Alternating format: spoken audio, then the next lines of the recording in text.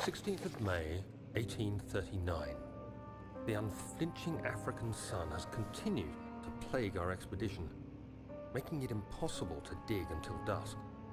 How Professor Herbert managed to find the location in these vast plains of nothingness remains a mystery to me. When I asked him about the tomb again, he told me about the legend of Tin Hanan, the mother of us all. An interesting story in its own right, but I can't help feeling there's more. Later that evening, we uncovered a passage beneath the dunes leading to a sand-covered stone structure. The professor was confident it was the tomb we sought and ordered the others to clear the way late into the dark, cold night. Tomorrow, I shall lead the men into the ancient structure, hoping to reach the burial chamber. No matter what the professor is keeping from me, the dig should yield something interesting to take back to London and the British Museum.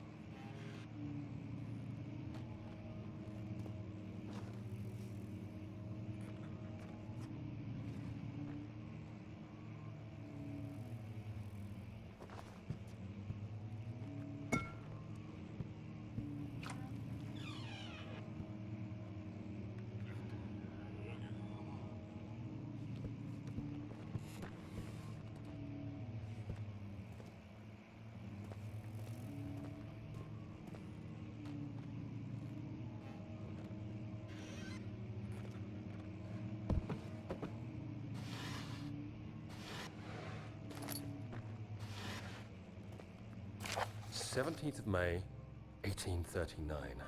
My hands tremble as I write.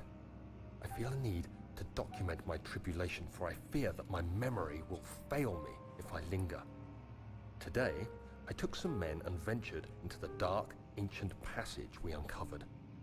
Our torches burned faintly in the murky air as we slowly made our way underground.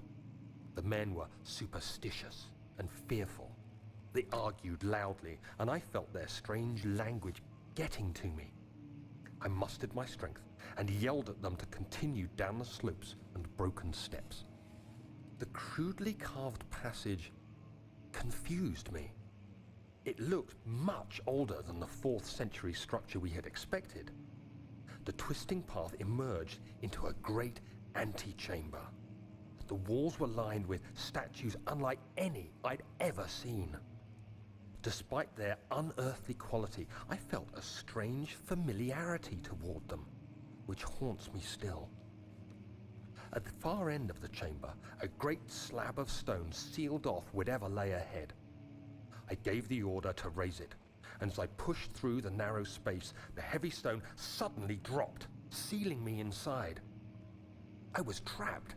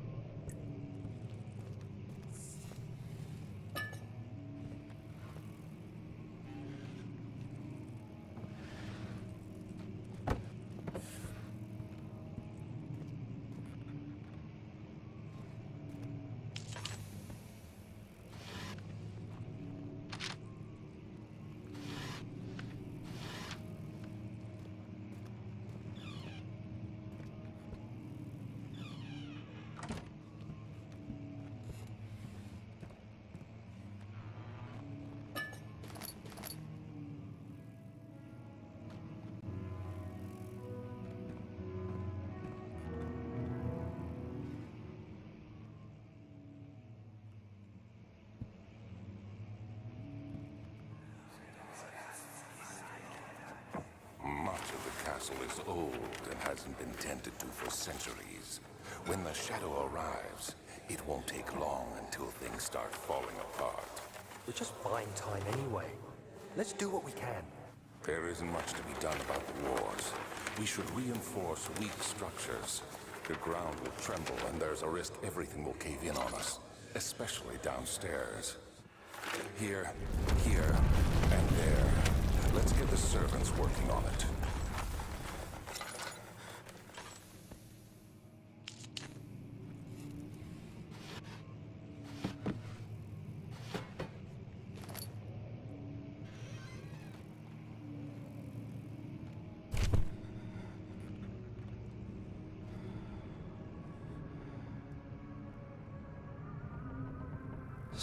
May 1839.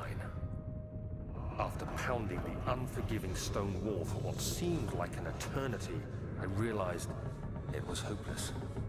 I was trapped. I fell to the ground, gasping for air, trying to focus. That's when I saw a faint blue shimmer.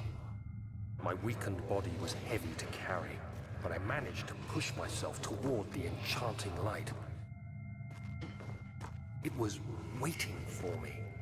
Enclosed in dark nothingness, I felt myself drawn to the mystic light.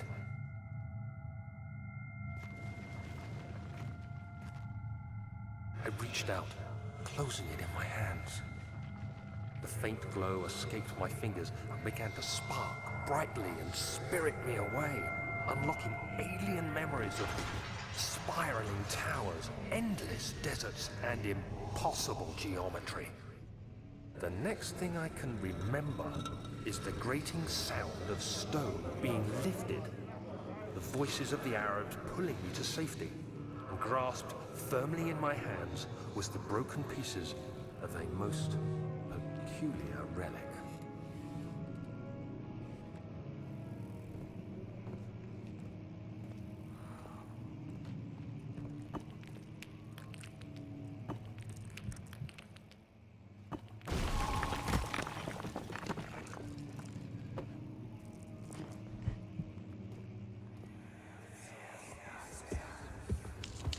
You have to be swift when you activate the first one.